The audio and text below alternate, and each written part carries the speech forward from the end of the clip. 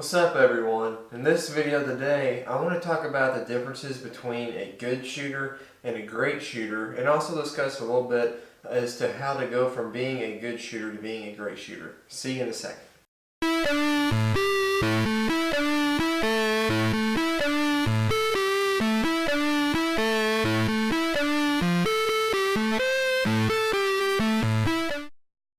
Alright, so the difference between a good shooter and a great shooter is not a whole lot, but it is something that you can tell a difference in. So to me, a good shooter is somebody that has probably won a few championships, meaning individual events, not HAA championships or HOA championships, but like maybe some singles, caps, or doubles championships, and has won several events.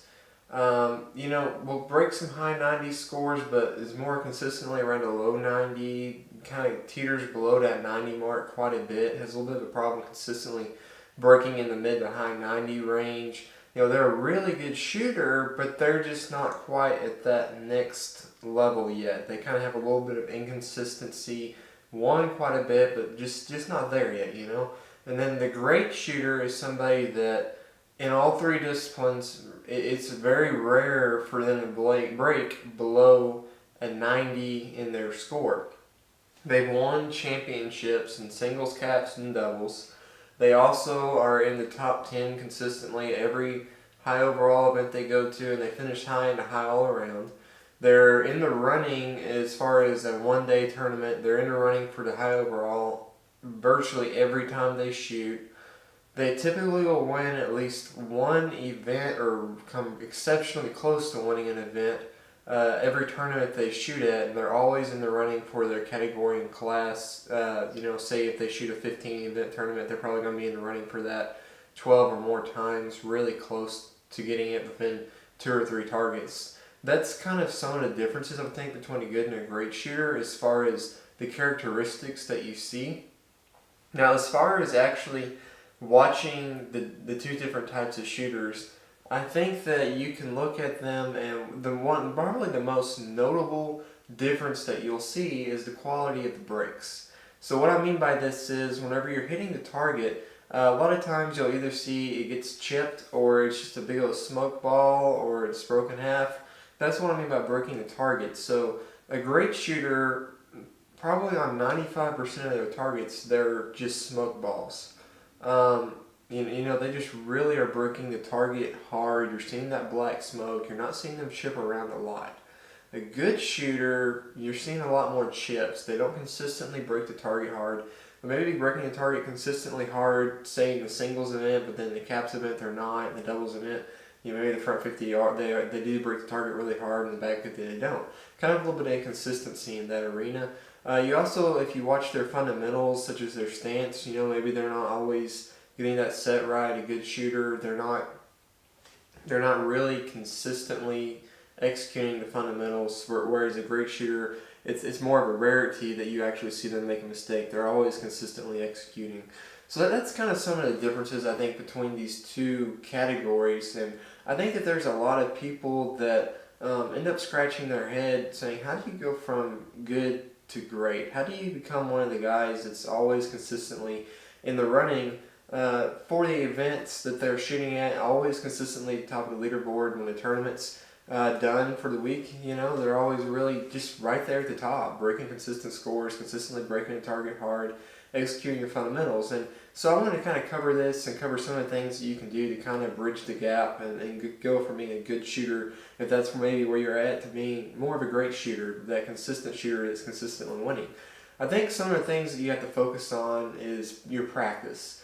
Whenever you go out to the practice field and you're trying to become a great shooter, you have to take it seriously and really focus in on what you want to get done that day.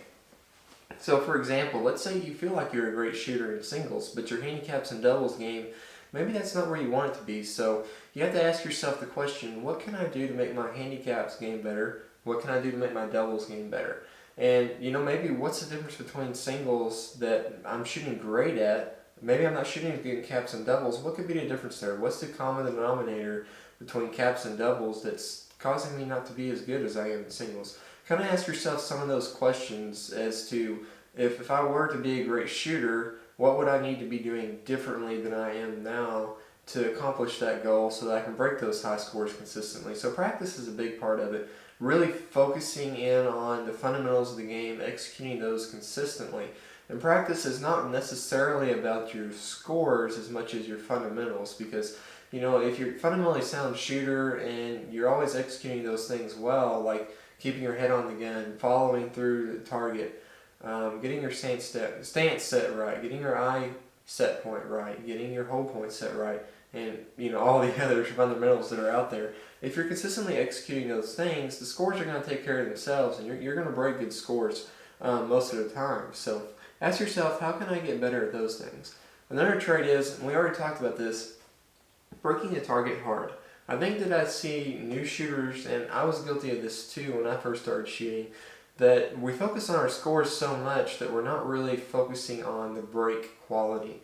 This is something that whenever I first started shooting ATA, my coach really hammered hard on me is, hey, make sure you're hitting the target hard.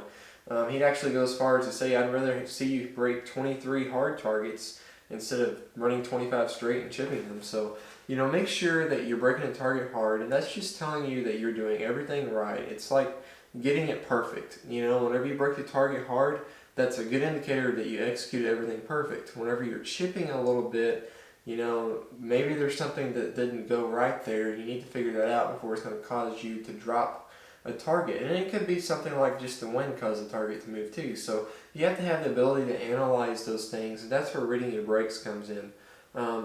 And I'm going to do a video here a little bit later on the channel more in detail about reading your breaks, because this really becomes a integral part of shooting high scores and shooting them consistently, because you can really learn how to adjust your game and avoid misses actually by reading your breaks. So definitely stay tuned for that video that'll be coming up here within the next week, 2-3 weeks, something like that. So another thing that you can do to kind of go from good to great is to seek advice from the shooters that are already great shooters, the guys that are at your club that are always breaking high scores, always in contention for winning events, that at every tournament they go to, ask them, hey, what do you do? What are you doing that's different than what I'm doing? What would you recommend? Picking their brains, that's definitely something that can help you out tremendously. And the last thing that I would say to go from good to great is just stay focused. There's going to be times when you're shooting that you're going to kind of hit a little bit of a slump. There's going to be times that you're going to be really hot and you're just going to break really, really high scores that day. But the key to being a great shooter is what happens on the low end and what happens in between those two. So typically if you shoot a lot, everybody's going to have a good day, so to speak. All the people that go to these tournaments a lot, they're going to have a good day. They're going to break hundreds, they're going to break 98s, 99s, high scores like that. But it's going to be the difference between the low scores. So for me, this has been my problem in the past sometimes whenever I've been in the running for high overall trophies and all that, is my low score was just too low to really have a chance to win. So I may have ran 100 straight, but the other guy did too, but maybe his low score for the tournament was a 94 and mine was like an 88. That cost you. That's a 6 target difference there. So how can you get those low scores up to be more consistent? And whenever you're not just absolutely feeling like you're going to go out there and run 300 straight on the day or something like that, how can you find a way to still get out with, say 291 out of 300, 295 out of 300, those really high overall scores for a day that end up translating to consistency through the week, and in turn usually end up in high overall trophies for you. So this is something to think about definitely if you're looking at kind of trap shooting competitively in the ATA circuit. Is how do I become that great shooter? You're going to have your highs, you're going to have your lows. We all see great shooters, no matter how good you are, they still break in the 70s and 80s if it's really bad weather conditions. And sometimes they just break in the 80s because long yardage handicaps is difficult to shoot. But the thing is, that's rare. Okay, so these guys that are really, really good, you don't see that happen very often. They're very, very consistent at breaking high scores. They understand the game, what they need to do to execute, to break the target consistently and at a high level, both that event, that day, and ultimately through the whole tournament. So thank you guys for watching. I appreciate it. You can subscribe to my channel here. You can also watch another video here. Thanks for watching. Go have a great rest of your day.